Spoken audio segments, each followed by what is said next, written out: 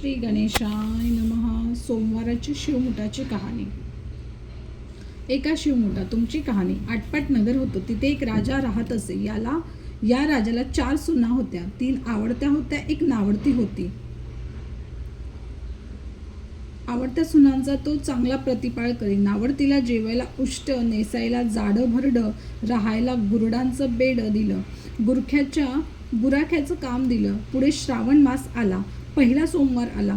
ती राणी गेली. नागकन्या देवकन्यांची भेट झाली. त्यांना विचारलं, बाई कुठं जाता? महादेवाच्या देवळी जातो, शिवमूठ वाहतो.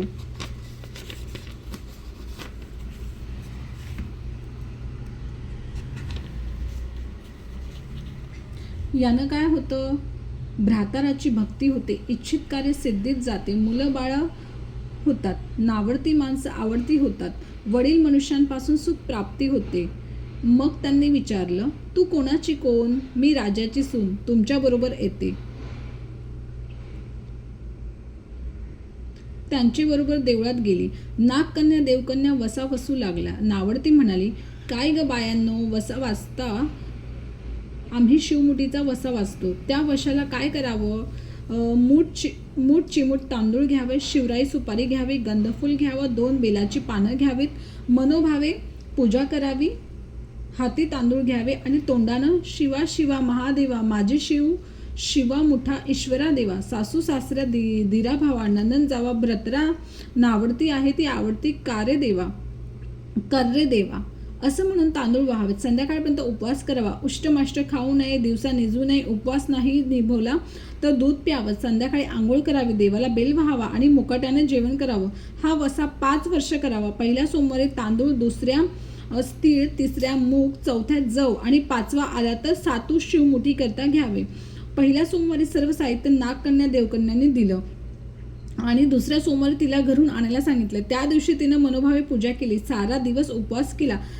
जावा नंदाने उष्टमाष्ट पान दिलं, ते तिनं गाईला घातलं. शंकराची आराधना केली आणि दूध पिऊन निजून राहिली.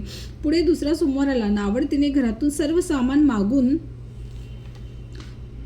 मागून घेतलं. पुढे रानात जाऊन नागकन्यांबरोबर मनोभावे पूजा केली आणि शिवा शिवा महादेवा, माझी शिवामूठ ईश्वरा देवा, सासू सासरा दिरा भावा, नणंदा जावा, भ्रतरा नावडती आहे ती आवडती कर्रे देवा असं म्हणून तीळ वाहिली. सारा दिवस उपवास केला. शंकराला बेल वाहिला. धूप दीप दाखवून पूजा केली. संध्याकाळी दूध पिऊन निजून राहिली. संध्याकाळी सासऱ्यांना विचारलं, तुझा देव कुठं आहे? नावडतीने जबाब दिला, माझा देव फार लांब आहे, वाटा कठीण आहेत, काटे कुठे आहेत, साप वाघ आहेत, तिथं माझा देव आहे. पुढे तिसरा सोमवार आला. पूजेचं सामान घेतलं. देवाला जाऊ लागली. घरची माणसं मागत चालली. नावडते तुझा देव दाखव म्हणून म्हणू लागली. नावडतीला रोजचा सराव होता. तिला काही वाटलं नाही.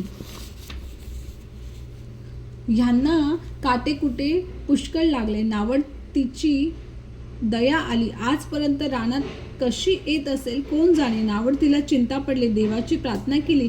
देवाला तिची करुणा आली. नागकन्या देवकन्या ह्यांसह वर्तमान देऊळ सुवर्णांचं झालं. रत्नजडितांचे खांब झाले. हंड्या झुंबरं लागली.